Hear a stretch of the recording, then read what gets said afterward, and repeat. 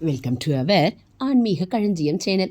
இன்னைக்கு நம்ம ஸ்ரீ லலிதா திரிசதி ஸ்தோத்திரத்தில் 21வது ஸ்லோகத்தையும் அதன் பொருளையும் தெரிந்து கொள்ளலாம்.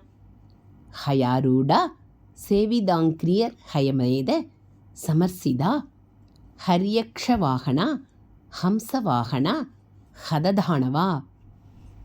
இதனுடைய பொருளை தெரிந்து கொள்ளலாம். ஹயாரூடா சேவிதாங்கிரி. ஹயம் என்றால் குதிரை, ரதம், கஜம், துரகம், பதாதி என்று போர்ப்படைகள் 4 வகைப்படும்.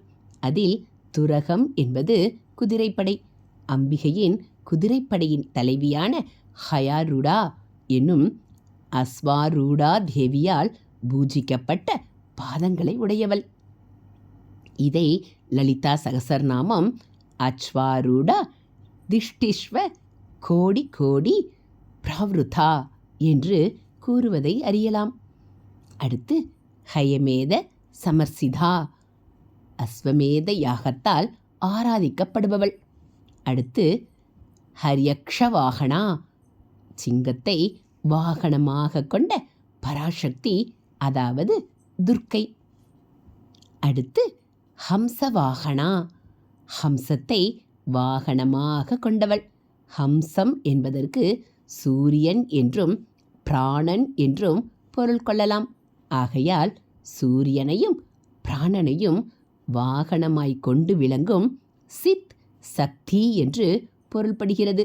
ஹம்சத்தை வாகனமாக உடைய பிராக்மி தேவி என்றும் பொருள் கொள்ளலாம்.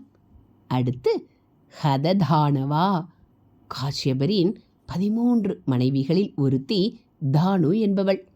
காஷ்யபர் தானுவுக்கும் ருத்ரன் உலாவரும் சந்தியா காலத்தில் ஏற்பட்ட சங்கமத்தினால் பிறந்த 61 புத்திரர்களும் அவர்கள் வழி வந்தவர்களும் தமோகுணம் மிகுந்து மாயாஜாலம் முதலியவை செய்யும் அரக்க குலமாக தழைந்தார்கள்.